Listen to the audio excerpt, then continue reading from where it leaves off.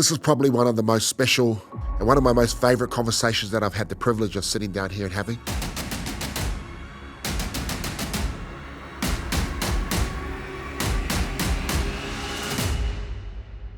You know, here I am, Dave Nattelli, sitting down and interviewing one of the most highly respected journalists of our country. You know, watching this guy on a 6 p.m. news for the past 20 years. Why are you nervous? Because it's you. And the name, Unfiltered. And oh my God, where are we going with this? You know, he spoke about, growing up in Christchurch, how he got to be into media, some of the horrific things he's seen and how it affected him. At the time I was out the back mowing the lawns and I just collapsed on the lawn and just could not stop sobbing. You know, he spoke about when being on the news, how he would guide people through lots of the times bad news. You know, and I felt like that's the way I felt today. You know, he's very calming, you know, and we just guided our way through a very special conversation. I don't think you would have heard Mike McRoberts speak like this on any other interview. We went quite deep on a lot of issues. I was so upset, yeah, and felt exposed and all of those things. Amazing man, amazing story. Mike McRoberts. Do not forget to like, comment, share, and subscribe. Unfiltered with Dave Nattelli. Enjoy.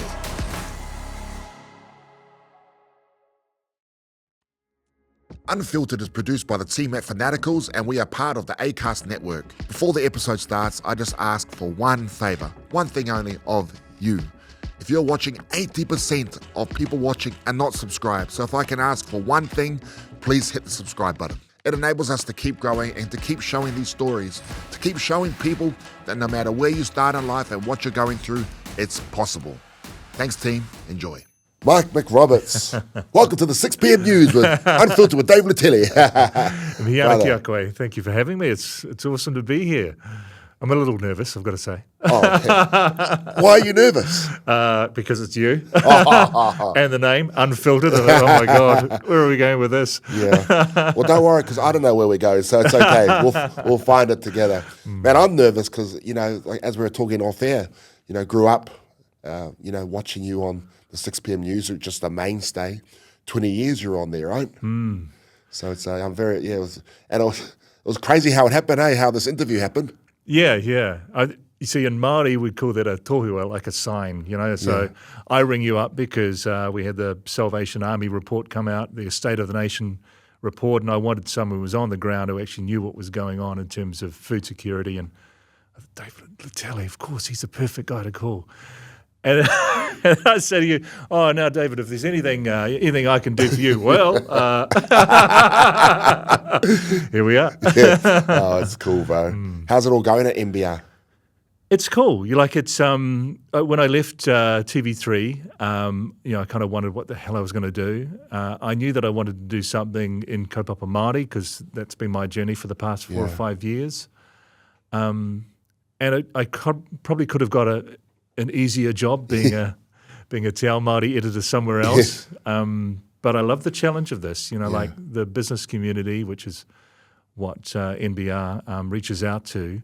You know, they've pretty much seen this Māori economy growing and doing all these incredible things without any real insight into what was happening and how it was happening. So the opportunity to do that has been fantastic. I will say there's probably a handful of subscribers who hate everything I write, but get to pai, I'm still here. Yeah. And I think it's important, right? I think you were talking about Toku Morgan, talked about you being the Trojan horse. You know, it's just getting our stories in front of people that wouldn't normally have access to it. Absolutely, and that's been a big part of this role for me. It hasn't just been creating and writing the stories for our MBR audience. It's actually been convincing iwi leaders and others in Te Ao Māori that they can trust me to tell their story.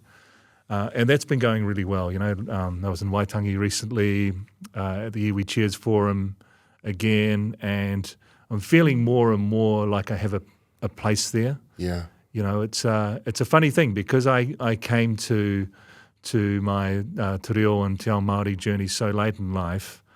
A lot of it has been built on this imposter syndrome, But it's always about taking that next step and not being afraid to show your vulnerability.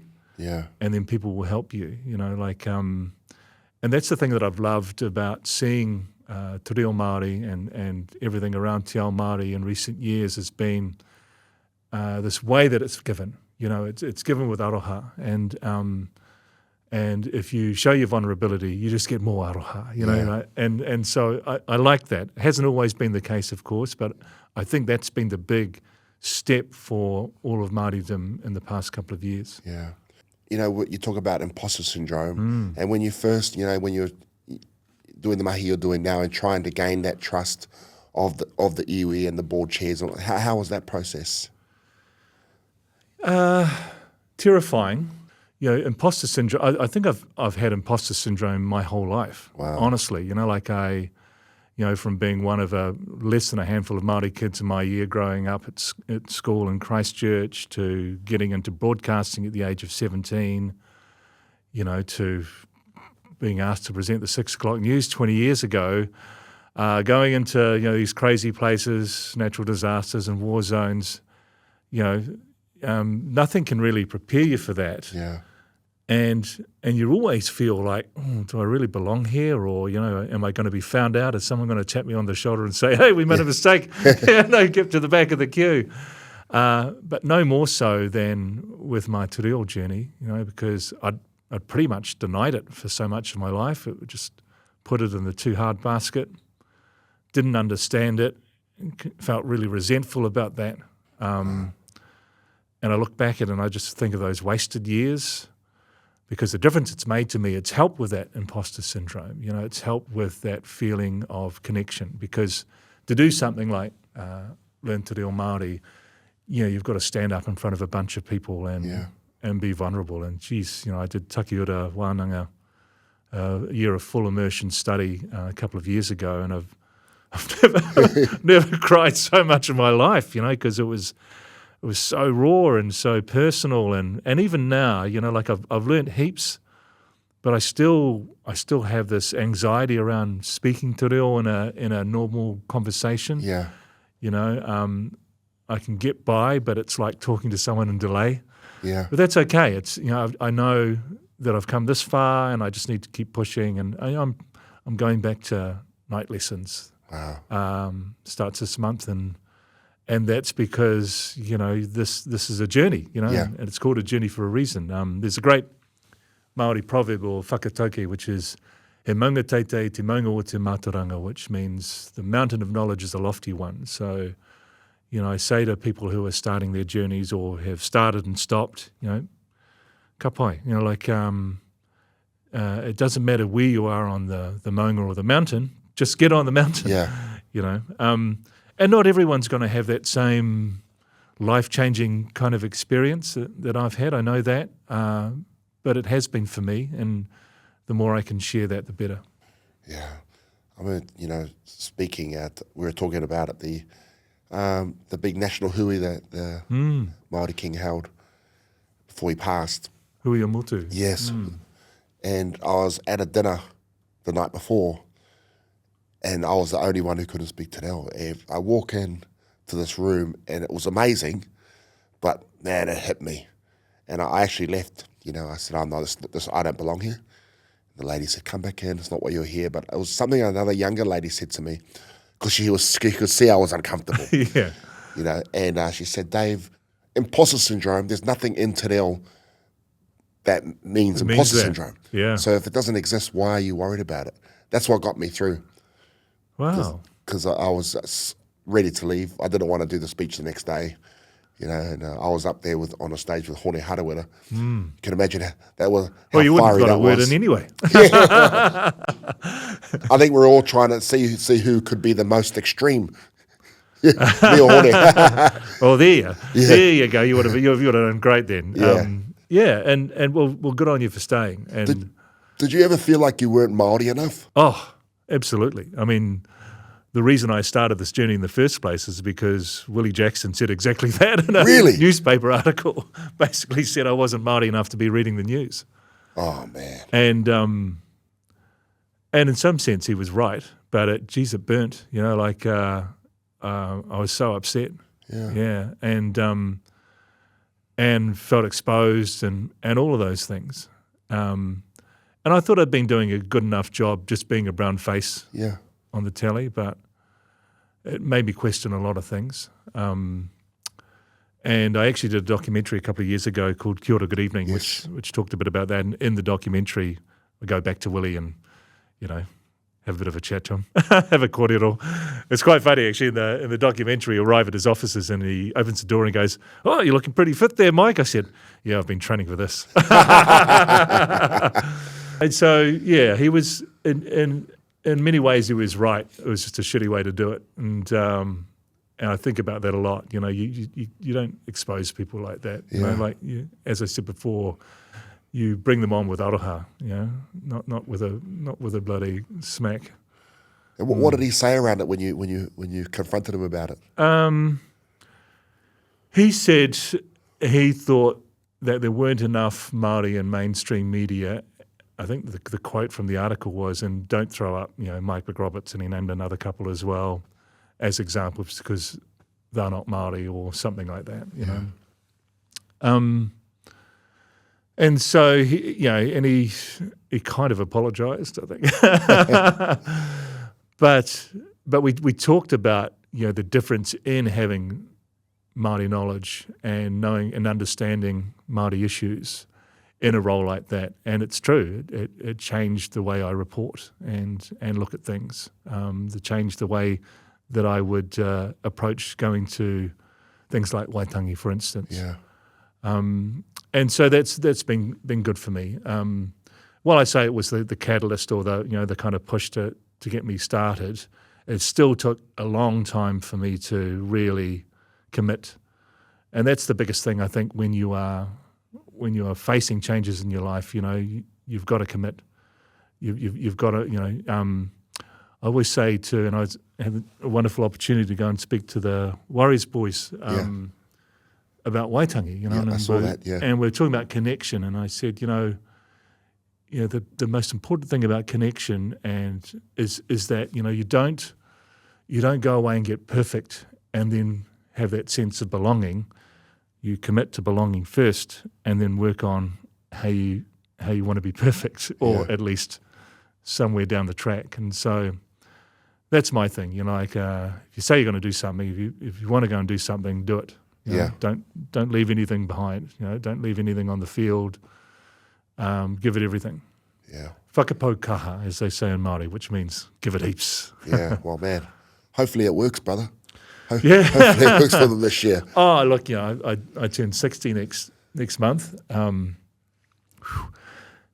this is the journey that I'll be on for the rest of my life. I'm never going to reach the peak of that maunga. There's always going to be something else to climb up to. But I'm cool with that. Because every day it's something new. It's learning something else. If you stop, ka te pai, get started again. Yeah, 60 years old. How good does this guy look? Come on. We can clip this up. What's the Mike McRoberts fitness regime?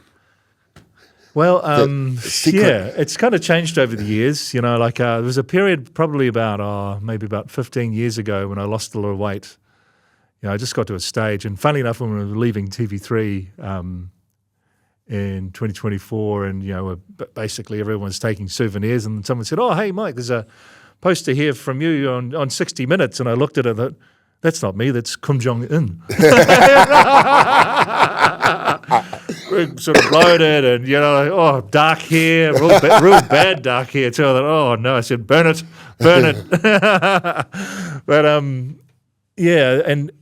that was just, I'd always played sport, loved sport, played league and rugby, did athletics, and then you kind of get into your working phase, and it goes out the window. You have kids, and it's even harder. Yeah. And so about 10, 15 years ago, I actually went and saw a nutritionist because I realised, while keeping fit and doing those things is a big part of it, actually what you put in your mouth is an even bigger part of it, 100%. And so that helped a lot. And then I got to a point of, sort of dropped under 100 kgs for the first time in my life for a long time, and Yeah. and have just tried to stay there. And once you do that, your exercise regime changes a bit too. Like I got into running marathons. There was a mate of mine who's blind, and he lost his training partner. He was training for the New York Marathon, and at that point, I'd never even done a half marathon. Like the thought of running even over 10 Ks was just ridiculous. And I said, I'll help you with your training. And then I ended up doing the New York Marathon with him. We did it another 3 times, I think. So I got into a bit of that marathon running.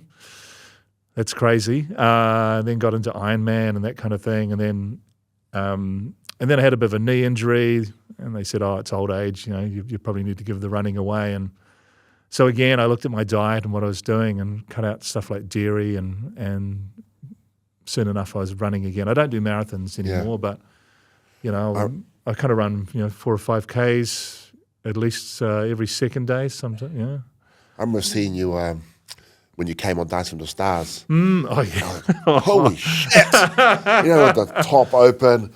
And what was the nickname that they gave you on social, Mike McDaddy or something like that? Man, you looked good, bro. You still do. You're in good shape. That was crazy, eh? Like, and when they asked me to do it, it was at a time when, I think I'd been doing the news for about 15 years or something. It'd been all pretty serious, with all the stuff that I've been doing. I thought, this is probably a good opportunity to have a bit of fun.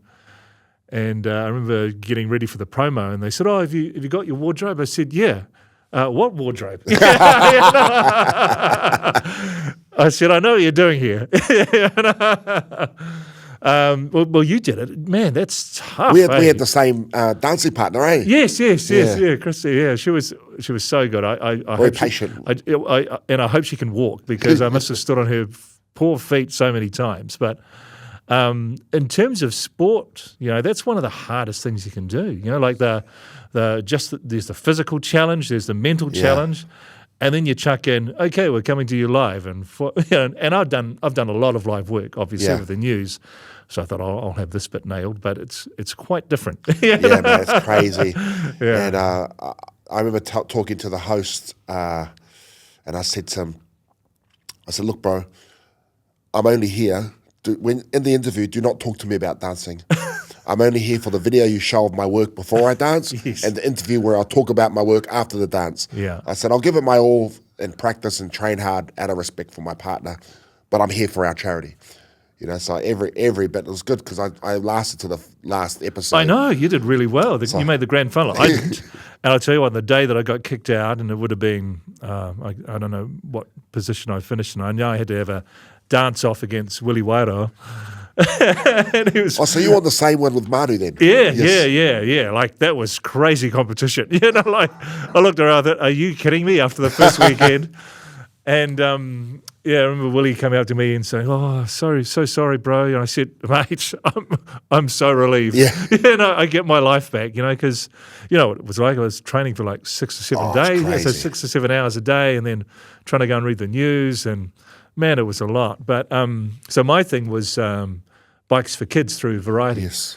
And, like 6 and 7-year-old kids. And, found out that a lot of those kids, underprivileged kids, didn't have bikes. And I just knew, for me, what a sense of freedom it was, and the independence. And so I think I raised enough for 300 or 400 bikes, I think. Wow. And going around the Motu and giving out those bikes was, made all the pain worth it. And some of the kids we were giving bikes to, they might have been one of 4 or 5 siblings. They're the first kid in their family, in their whānau, to get a bike. And so a lot of good came of it. Yeah. I think that's one of the good things with what you're doing now with NBR and the audience you have, is because a lot of them just wouldn't know of, the issues that a lot of people are going through, right? Aye, yeah. I remember we started our Christmas events to give out presents and stuff after. You go into these homes and you realise that these kids, never mind Christmas gifts, they're not even going to have a breakfast. Yeah. There's so much struggle. So I think the more you can get that out there, the better, eh? What's the issues that are facing 100% people. I mean, my parents were 16, 17 when they had me, and then they ended up having 4 kids. So grew up in Christchurch? Grew up in Christchurch, in the mean streets of Rowley. The primary school, which I was a first aid pupil of, Rowley Ave Primary, is still Decile 1. Well, it was until they changed that system. And so, yeah, it was, and Mum worked 2 jobs for, I don't know, as long as I can remember. Dad worked, sort of labouring jobs as well. He got made redundant at one point during that mother of all budgets time in the 80s. And then when he did get a job, it was night shift. So, they're tough times, but we did have food. Dad was a good gardener, and so that sort of taught me a lot. And we never really went without anything. There was a pride as well. I can remember ripping my school shorts, and I might have been on the Monday, and Dad didn't get paid till the Wednesday, so I couldn't afford to get new ones. So I just had to stay home for a couple of days. And but I think going back then, when talking about the sort of 70s, the gap between the haves and the have-nots wasn't as big. And there weren't as many things in your face all the time showing you how badly you were doing. Yeah. Why haven't you got this? Why haven't you got that? I hate that. I look at the rest of my whānau, they've all done well. My brothers have done well, and my sisters lived in Brisbane for probably 30 years now, but their kids are doing well. It's tough out there, but not as tough as some have it. And we're constantly reminded of that. Yeah. Yeah. What was it like growing up down in Christchurch? We've had Miriama on, who also grew up in Christchurch. What was it like growing up there as a Māori back then? I think I was a bit of a novelty. Yeah. I did pretty well at school. I ended up being the head at our high school, and and it was a pretty liberal kind of school. The teachers were amazing. I loved school, but I never really experienced full-on racism until I played rugby.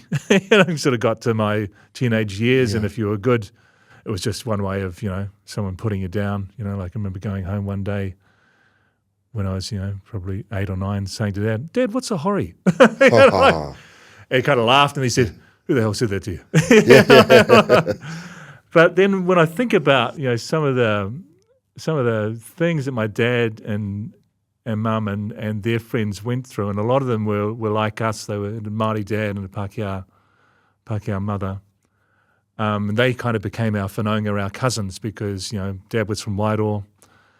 Most of his friends were from the East Coast as well. And, we had limited opportunities to go back there because of how much it cost and that kind of thing. And so, they became our whanaunga. And so the people that I mixed with, they didn't seem that different to me, and they were facing the same things. But kind of retrospect, I look back at, Dad was a smart guy, is a smart guy, he's still around. But he never ever rose above those kind of labouring jobs, and I have no doubt it was because of the colour of his skin. He wasn't given the same opportunities. But I did have opportunities, and I was really keen to make the most of them. And people think, a lot of people in New Zealand would think that just doesn't exist. That's just, you talk about it, that's just their choice. This stuff does exist. When my parents and their friends would try and rent a house, they'd send the wife in to meet the landlord so that they didn't see that they were married to a Māori man.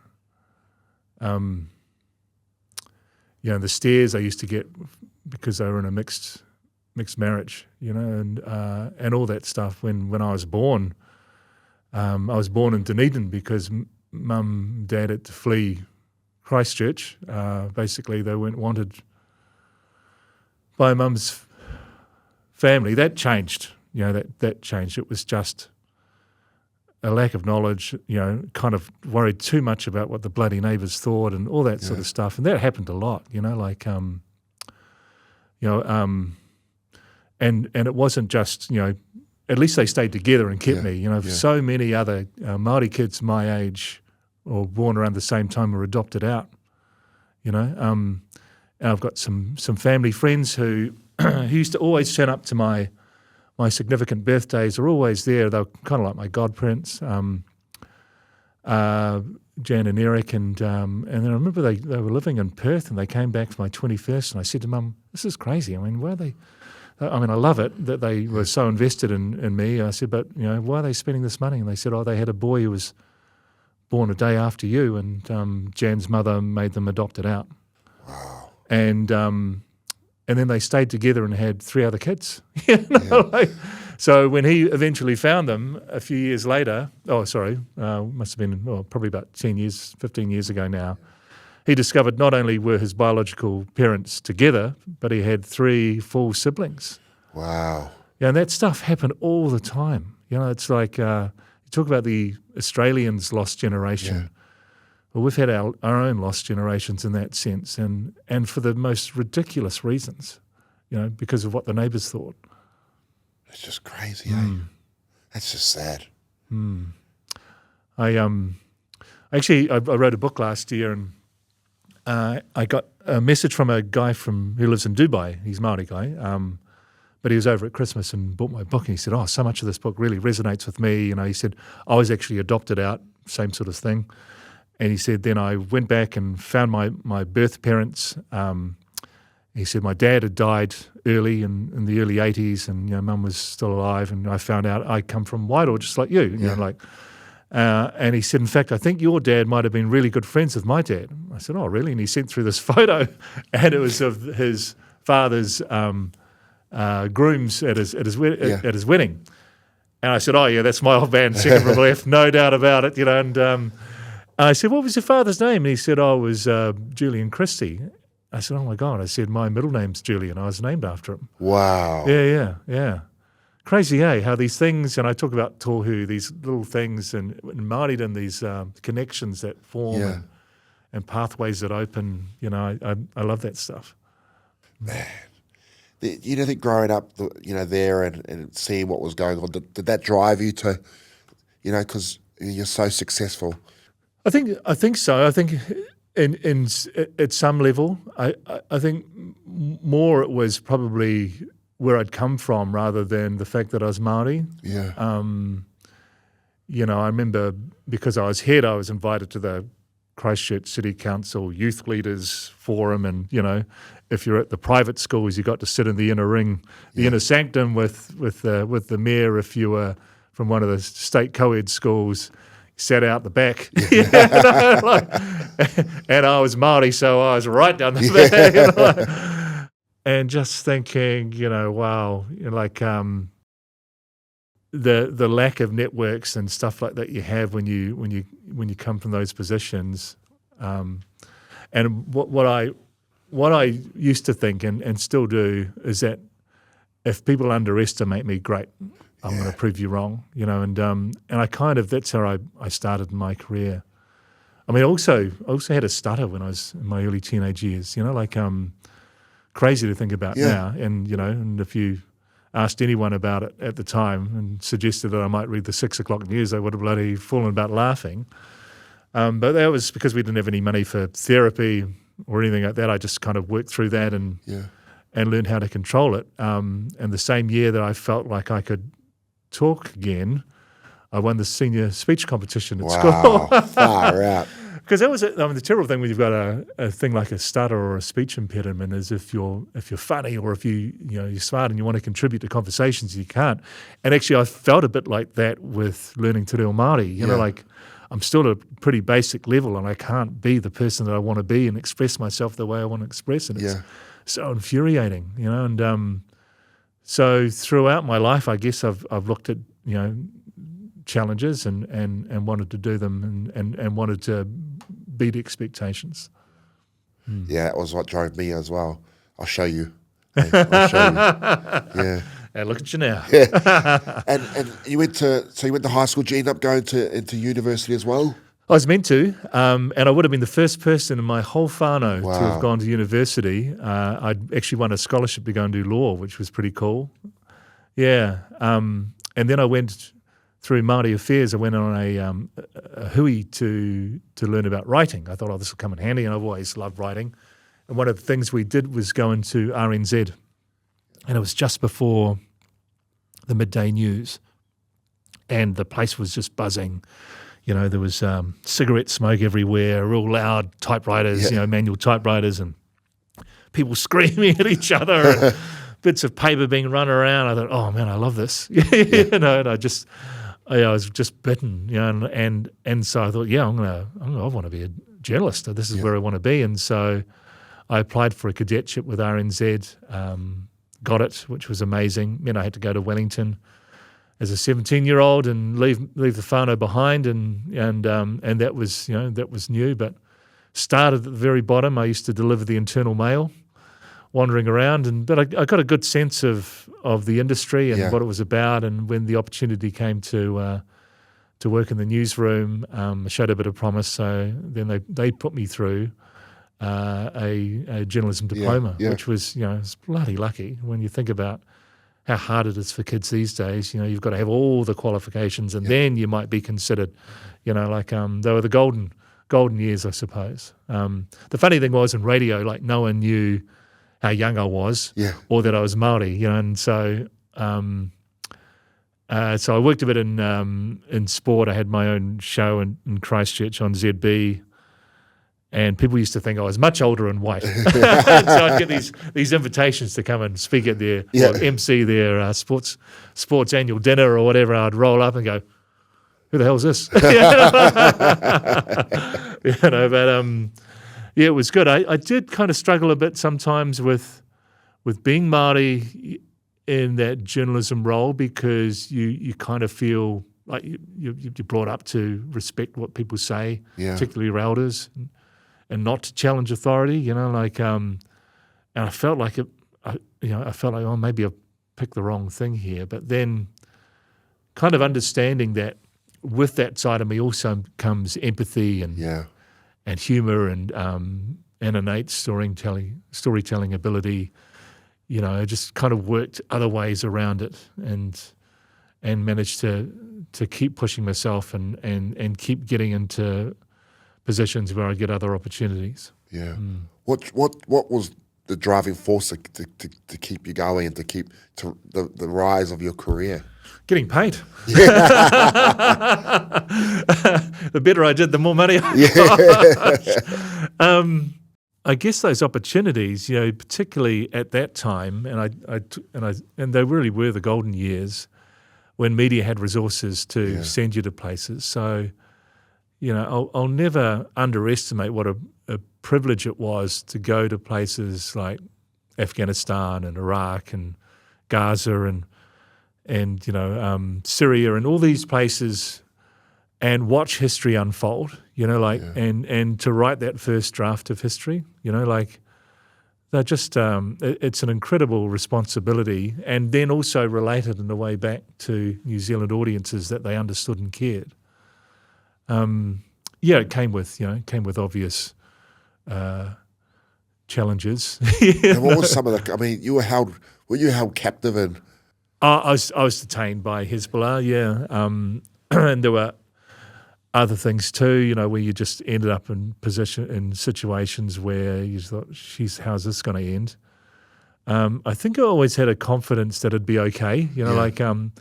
And not just war zones, but some of the disasters I went to too were, they can be just as dangerous. Like Haiti, for instance, that earthquake, that was madness, and dangerous. Going to cover the tsunami in Japan, and just there was just nothing there. And then trying to.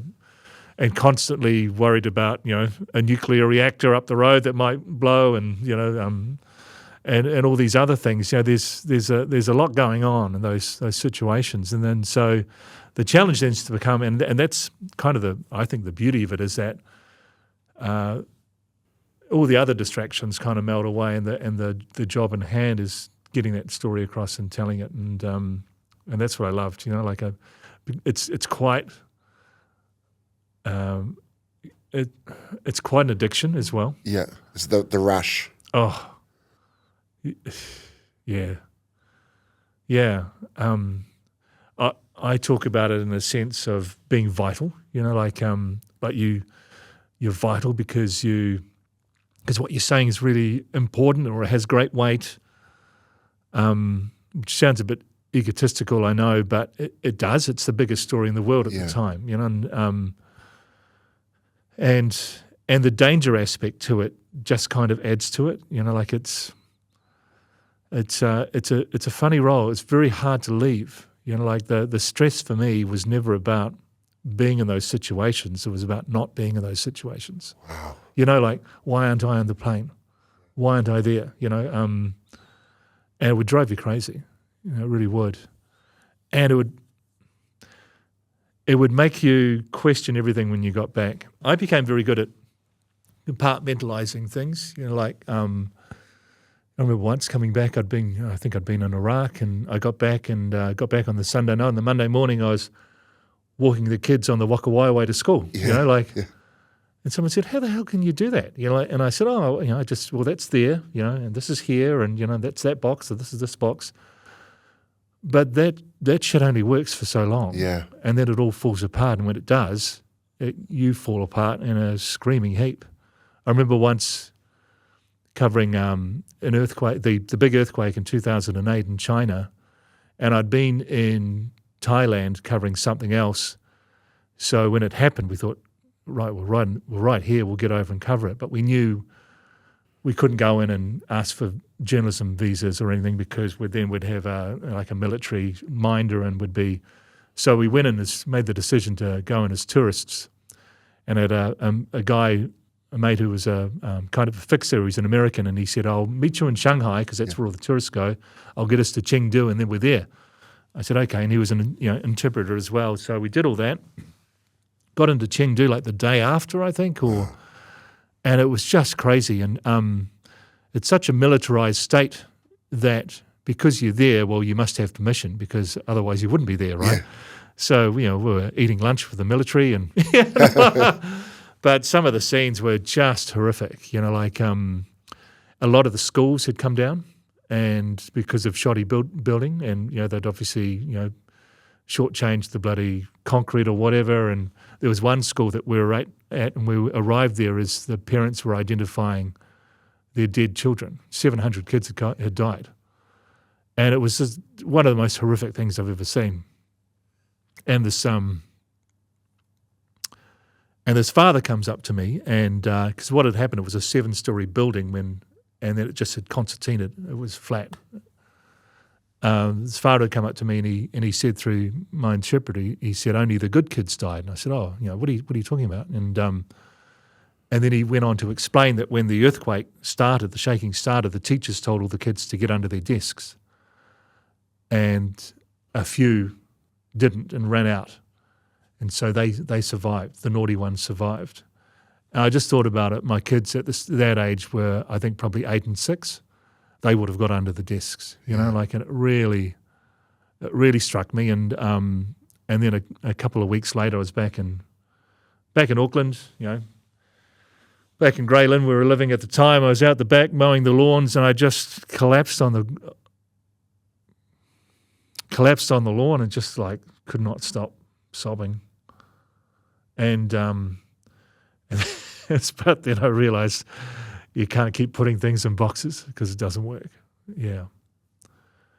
And so it's quite a difficult process, though, to stop doing that, and you look at ways, and if you leave the lid on the box open, how do you keep going? How do you smooth things? I'll have a bottle of wine, or you look at you start getting into other really unhealthy coping mechanisms for living in a life that's got all these things still open.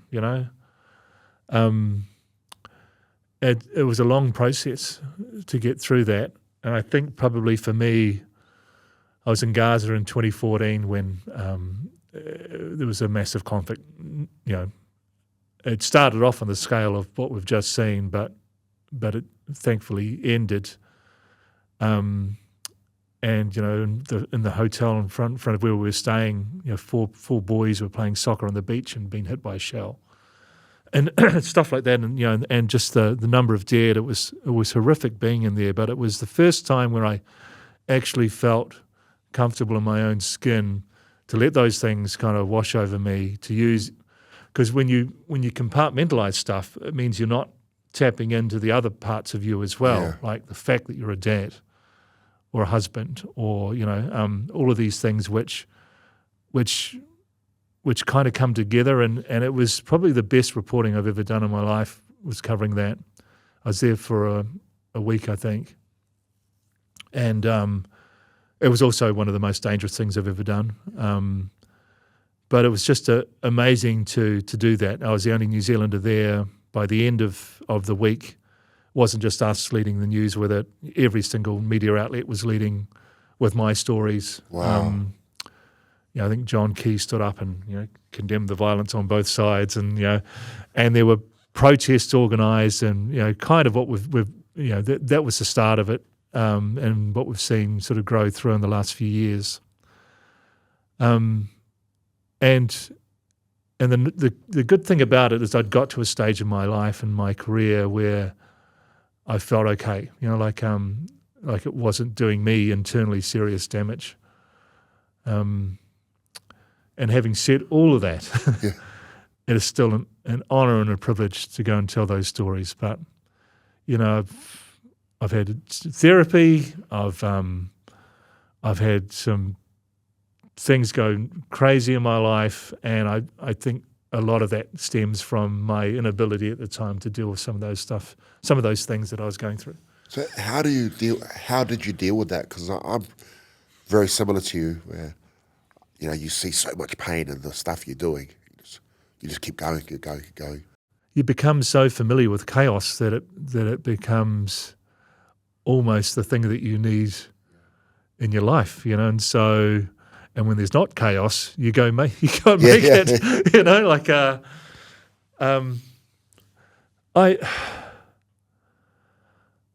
It's been a long process. At a marriage breakup, but I've got two beautiful kids who've got a mum and dad who loves them, and they've done great things. So my kids were a big part of me really, really pushing myself to get better. And the crazy thing is, most people would look at me reading the 6 o'clock news and guys hasn't got a care in the world.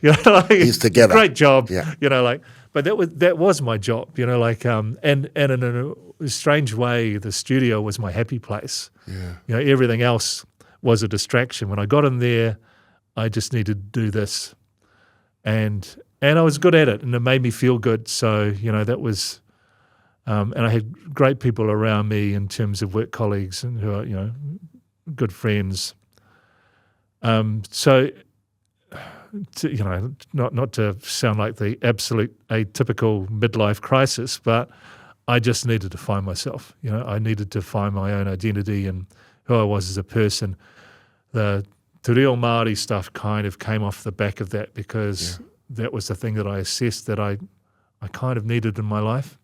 I think this is going to be good for me, and so I went that way as well, and it turned out to be the case. But you can't, and this is stuff that a lot of people will understand. It it's easy to get lost.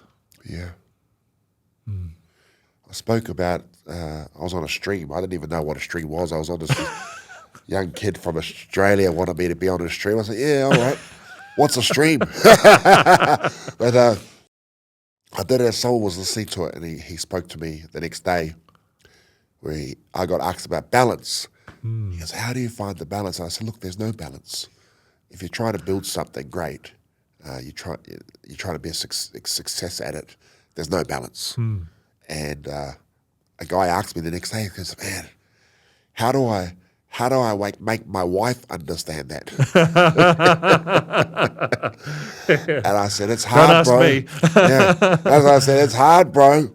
I said, I'm lucky I can involve them in my business, but it's hard. I said, you just have to make that decision. Yeah. If you want, your kids to have a good life and not have to, to go through the stress and struggles that you have, you have to do it. Is that your thinking as well, especially at the start of your career? 100%. I've got a son who's in London now. He's him and another guy have got a startup in sort of the fintech kind of world. And he's working like 70 hours, but I just need to do that, because otherwise everything I've worked for the last 4 years isn't going to be worth anything. So, and it's, I guess, but as you say, with your own wife and being able to include her in your business and stuff like that, you can't underestimate that support. I got married. I got married again. Almost exactly 3 years ago. Get it right. Yes, we had our anniversary last week in Waitangi. Yeah. And she's amazing. Like we had our wedding, and then 4 days later I started at Takiora, and she didn't see me again for the rest of the year. She became a wānanga widow. Yeah. And there's been something every year. The next year I lost my job and I had to start a new one. The year after that I wrote the book, and I don't know what it's going to be this year, but it's just recognizing, and she's been busy too. So I think it's recognizing that what you're doing is for the greater good, right? Yeah, it's for the greater good of your partnership and your whānau, your mental health. Because giving up isn't an option. Yeah. And so you can support each other in that way, and then look for the opportunities where you can just have shared joy. Yeah. That for us is our wedding anniversary present each year is our season tickets to the Warriors at Go Media Stadium. She's full on. You do not want to be standing next to her when we're down by 10 points with 10 minutes to go. But that's our joy, and we love that, and there's other things too. We love running, and where we live in Tirarangi, the bush, and all of those things. That's our balance, as good as it can be at the moment. Yeah, and that's the thing, it's never going to be perfect. Yeah, I don't know anybody who has a perfect balance. Yeah. It's a mythical thing. Unicorn. Yeah. Well, what was it like when you got that, the anchor job at TV3, like the prime time? What did that feel like? It was good. Like, and if I sound a little bit reserved about it, I was worried because I loved reporting so much, and at that stage I was flying all around the world to cover, cover all these things. I thought, shit, am I going to be stuck in the studio from now on, And I really didn't want that. But as it turned out, 3 had always had this, sort of philosophy of, where our presenters are also reporters, so it worked quite well for them, for me to take, 2 weeks out of the studio and go to Gaza or go to Afghanistan or whatever. And in fact, they would milk it with their promos for months afterwards. But hey, I then got to have these 2 wonderful things to my repertoire in my work. And, I think, geez, I had the best job in TV. I really did, I didn't know if I was good enough to start off with, that whole imposter syndrome, to be reading the news properly. I made mistakes, and and they seem to be amplified when you're in that situation. Yeah. Some of them were shocking. I remember once. I remember once where the lead story was it was about interest rates, and the Reserve Bank had just put the rate up again, and so it was about the effect that it would have on first home buyers. But it was first home boners that I came out with.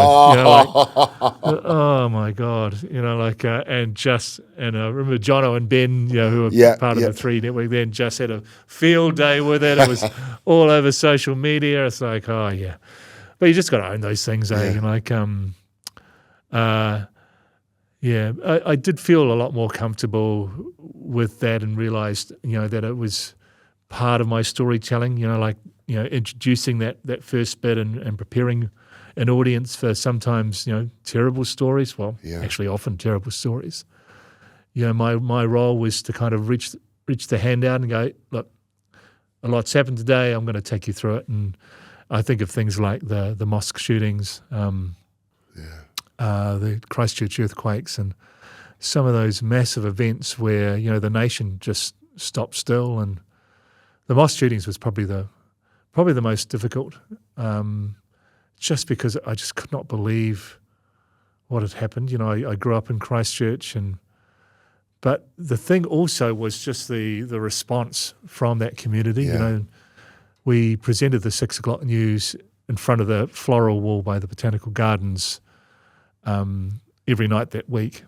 And it was just growing and growing and growing, and people would come, you know, you'd see farmers driving in with a bunch of flowers, and then, you know, they were watching us. It was like having a live audience for the news, and they'd come and give you a hug while a story was on, and, you know, it was just this outpouring of grief and of shame that this had happened in their city and this had happened to a community. It was really quite amazing. I've never experienced anything quite like it. And that's another one of those things where, you know, you have this really, the sense of vitalness because it's a really important story to tell. And so I remember when we left and we all got back to Auckland, and there was a bunch of us. I think Kano Lloyd was there doing some stuff for Campbell for the project. Thank you. And Mel Chen Green was presenting with me that time, and a few of the other reporters and camera people and stuff like that. And I got back to Auckland. We got into Auckland on like Saturday morning. Yeah. I was sitting down, and I just thought, they're going to struggle, you know, because I know what that's like. They're going to struggle with this over the next few weeks because, you know, maybe next week they're up in Whangarei doing a story about a guy who paints his letterbox a funny colour or whatever, you know, and something that just feels like it's meaningless. So I texted everyone and said, hey, let's go down to one of my favourite places in Auckland, Swashbucklers, and, you know, we'll have something to eat, we'll have a couple of drinks, and we'll talk about what we've just done. And even then, we got down to Swashies, and everyone was sitting around, and people would walk past, and they'd come over. Some of them were wearing the hijab, you know. This is like European, not Muslim, you know, and would come over and thank us for the work that we'd done and stuff like that. And, you know, and so it was incredible. Like, but just to talk to them through, this has been a real big thing. No, you're going to feel flat. No, it's going to be a bit, you know, kind of shit going to have to do something else in a week's time or maybe a month's time. And, yeah, and so, and that was an evolving role that I had at 3, was that kind of mentoring sort of role, which is probably the thing I miss most. Not being there now is, you know, is helping those younger ones and our other journalists, you know, develop and grow as reporters. Yeah. I mean, the media landscape's changed so much, eh? Oh, that's crazy, you know. Like, talk us through that when it was starting to happen, and you said, "Oh, I'm out on it." Yeah. And then it's done. Well, I was shocked, you know. Like, I guess in some sense I should have seen it coming, you know, but I didn't. I thought they might have lost a few things. In fact, I remember saying to one of my colleagues, I said, "Oh, I knew it wouldn't be cuts because we've already had that. I thought it might be the odd amputation, like losing a show. I didn't think they'd kill the whole patient." You know? But that day when it was announced, it still gives me chills. It was, to close down a whole news service that had been around for 35 years. I had some younger ones near me, and they were sobbing, and then I still had to go and read the 6 o'clock news, you know, and, you know, there's no more special hell in life than reading the news when you are the news. Yeah. You know, it's, I did a little karakia before that news bulletin just to kind of get my head in the game. And in a strange way, or maybe not so strange, if that hadn't have happened, they probably would have carried me out of the place in a box. I had a great job. I was looking forward to expanding that role in terms of the Te Ao Māori stories I'd be able to tell. I'd already covered Waitangi and the Hui Motu with the Kingi Tahiti. And so I guess that made me kind of look around and think, well, what can I do next? And I knew I knew that I wanted it to be in kaupapa Māori, and so I was lucky enough that was the case. The thing with that announcement, and what most people don't truly understand, is for us to get our redundancy, and it was a decent redundancy. You know, I was really thrilled with that. But for us to get that, we had to commit to being there for the 4 months before they closed down the operation. And 4 months is a hell of a long time to be on death row, dead man walking. Green Mile. Yeah. And I knew it was going to take everything in me to keep everyone going. I remember saying to one of my colleagues after about 3 days, I said, if one more person says to me, oh, well, one door closes, another one opens, I'm going to shove that door right up their ass. Don't need to hear that. But it was like that. But kind of in those times, and I'm sure you've been through the same thing, there is a little bit of a siege mentality, where you do come together. We were still trying to work through some options that they might want to look at that would keep at least part of the operation going, but I don't think anyone felt that would really happen. And so we were all preparing ourselves in our own way for when it would close down. And there was something about He Waka Eke Noa, there's something about being in the same boat. We were all losing our job. It wasn't just, it wasn't like they'd come in and said, we need to cut some money here. So Mike, John, Ryan, you're out. We're all in the same boat. And so there was almost a comfort in that, That changed, of course, about a month later when, after deciding that they didn't like our proposals to try and keep the thing going, they announced that Stuff would take over the 6 o'clock news, just the 6 o'clock news, nothing else. So everything else was closing down, and it would be a much more pared back in terms of staff numbers version of the 6 o'clock news.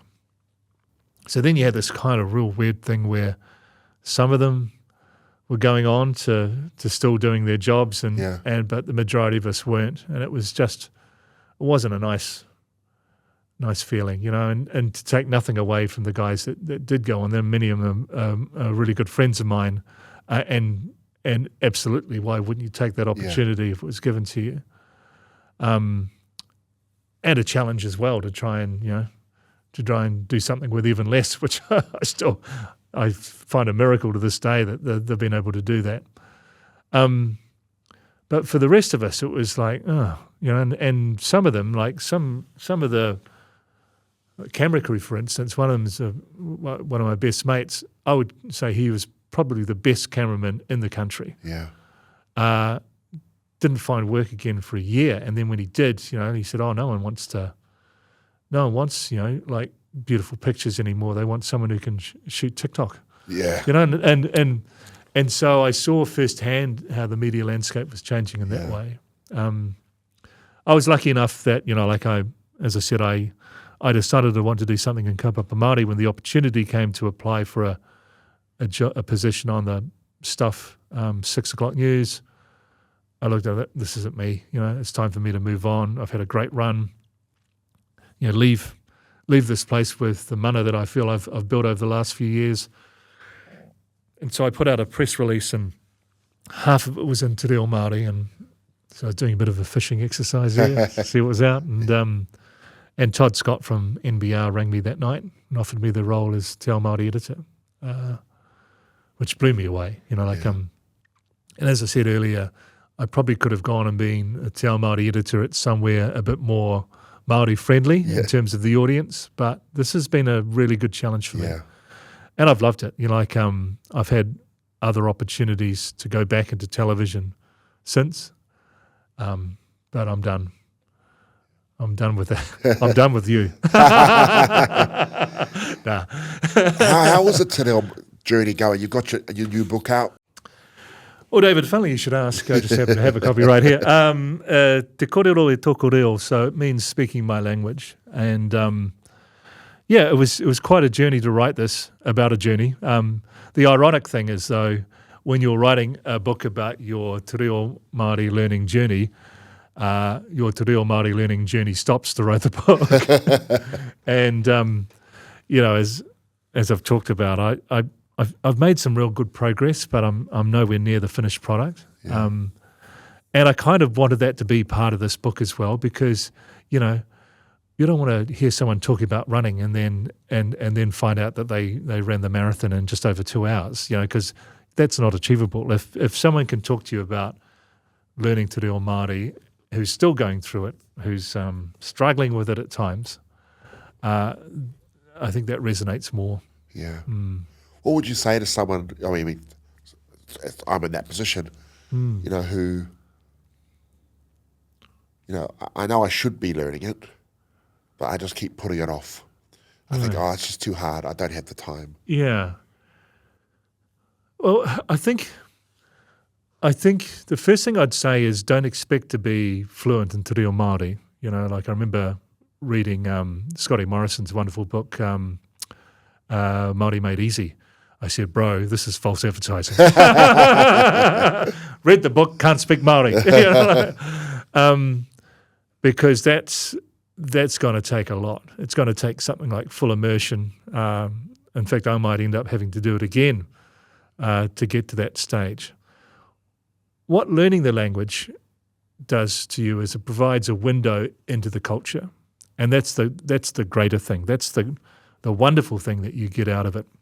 You know, there's a wonderful whakatauki which I love, and I talked about in a speech that I made when I was at Takiura Wānanga, and it's he pungi I mauai. And he pungi I mauai means the anchor that holds me. It was actually written about a baiatane for his wahine, a man about his wife, back at the turn of the 19th century. And he talked about her being his support, so you know, the balance, the thing that brings him stability. And so for me, on my journey, I feel like I've added all these other anchors. Yeah. You know, like I've added my whakapapa, my reo, my waiata, karakia, still pretty shit at kapahaka, but you know, it's there.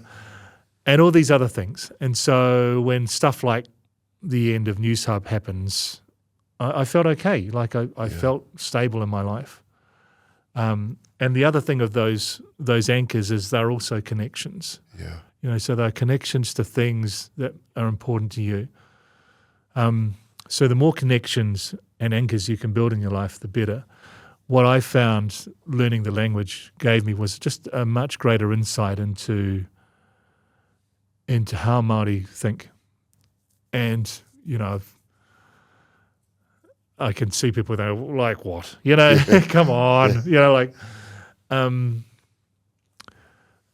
give me an example. So, you know, if you're looking at two people arguing, you know, looking at, say, what's happening in Te Pāti Māori at the moment, right? That division, or the truth in a Te Ao Māori lens, the truth is not so much about the space in the middle of that argument, it's actually about the relationships around. Yeah. If you get my drift. So that's true of most arguments, of most things. And so it's a much more holistic approach to stuff. Yeah, I was going to ask you about that, you know, being at Waitangi. What's your view in terms of Māori politics and Māori people? That might be another podcast. Yeah. What do you think's going on? I mean, I feel as someone on the ground doing the work, I feel a bit disheartened by all of it. Yeah. You know, because we're still overrepresented in all of the bad stats. Nothing seems to be happening. It's all a lot of hui. You know, nothing's happening for us. What's your thoughts on it all? It is really disappointing that Te Pāti Māori find themselves in this position, because I guess for a lot of Māori on the Māori roll, they are a mainstay. They swept in with 6 out of the 7 seats the last election. What we've also seen too is this kotahitanga, this unity shown by Māori, which was led by Kingi Te Heitia, Yes. in opposition to some of the coalition government's policies that brought people together, that brought whānau together, that brought hapu and iwi together. You had iwi leaders who wouldn't give each other the time of day previously, standing shoulder to shoulder. Yeah. And we've actually seen that carry on now into a business sense where a lot of them are joining together in partnerships and joint ventures because they can see the benefit of having a larger capital base, which is fantastic. But so we've had this incredible sense of kotahitanga, and even the king's death, his passing, only emphasised that and pushed it up more. We had, Ngā Waihono Te Pō, Te Ariki Ngā Waihono Te Pō, named as his successor. At that time, she was 27 years of age, 18 months ago, which just happened to be the average age of Māori in New Zealand. And so it felt like this tohu, this kind of, there's a sign for someone to step up and take this younger generation through, We have also seen this incredible number of Māori who have been on the general roll go across to the Māori roll. I think something close to 100,000 in the 3 years since the last election. But now it feels like all dressed up and nowhere to go. Yeah. What do we do with that vote? And I don't really have the answers to that. And I went up to Waitangi hoping that I might get more sort of clarification, but I didn't see it, and I saw a couple of olive branches extended and then I saw them, stomped on. And so I look at the Greens and I think they've put up some really strong candidates. You've got Tania Waikato who's going to be standing against Rawiri, which will be interesting. You've got Huhana Linden, who's done a really good job up north as well.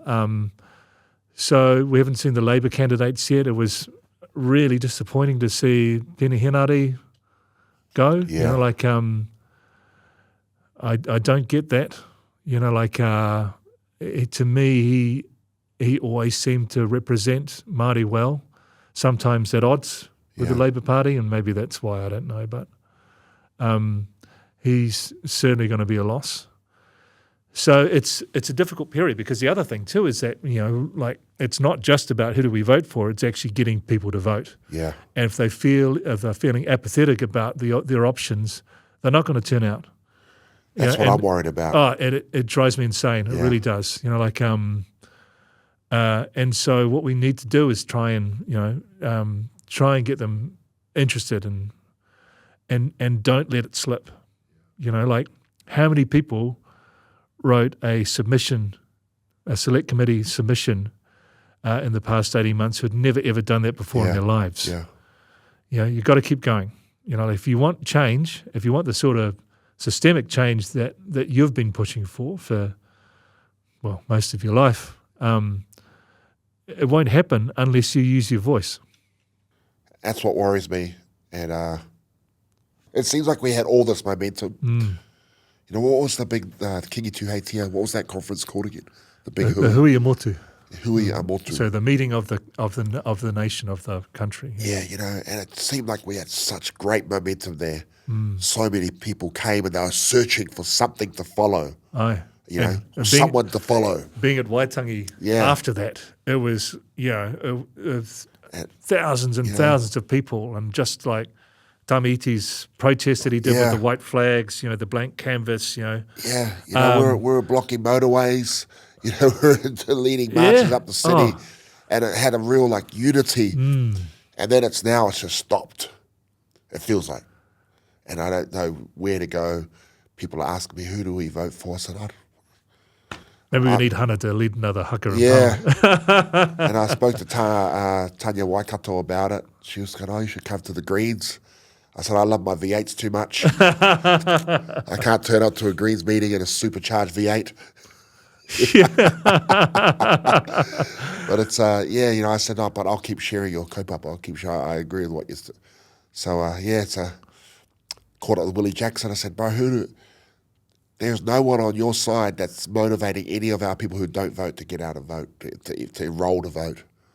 You know, there's no one to motivate us to get behind. That's what I'm worried about. Their one Māori seat, Kushla Tangaroa Manuel, she's great. I like her. She used to be the chair of Ngāti Porou East Coast Rugby, so she knows hardship. She knows kotahitanga. But yeah, I think we'll know a bit more in the coming months as some of those candidates get released. But we need something to energise and get the and get the constituency back on board. Yeah. A lot of it will be fatigue, I think. You know, like it's just when that opposition to some of these coalition government policies started with such vigour and such determination, but you can only keep, it takes its toll. Yeah. Yeah. And you must know that too, and just, kind of like the ebb and flow that you get for support with the kaupapa that you have. I just keep telling, just remember everything that this government hasn't done for us.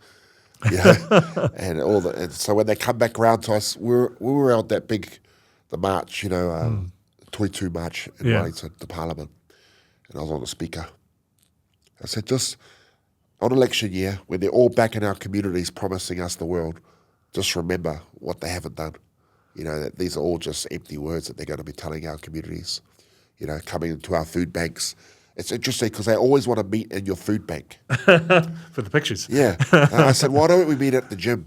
Why can't you show other stuff we're doing? But they want the food bank. Yeah. Well, outside wins. Yeah. Yes. What's in the future, bro? What's the future hold for you? What's your goals?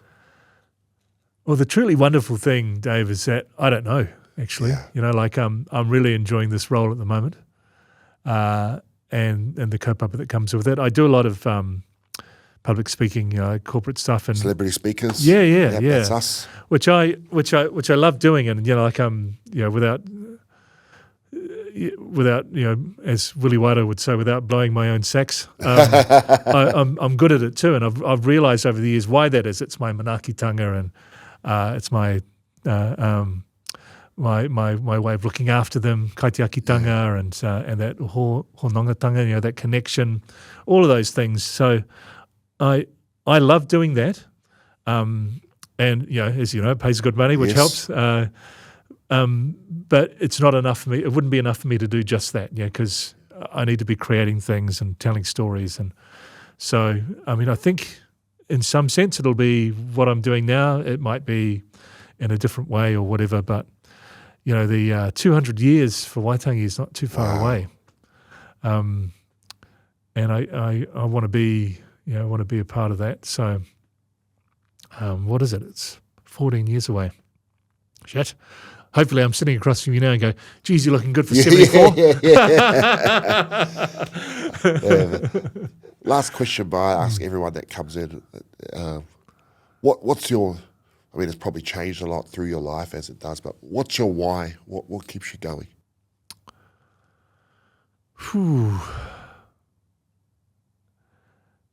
As cheesy as this is going to sound, aroha. Yeah. It's in everything I do. When I cook, I always cook with aroha. Like my nanny used to tell me, if you're not cooking with love, don't bother. I don't want to eat that kai. And my interactions with people, and that's been the transformation for me. Is recognizing that and understanding that, because when you have that inside you, and you give that out,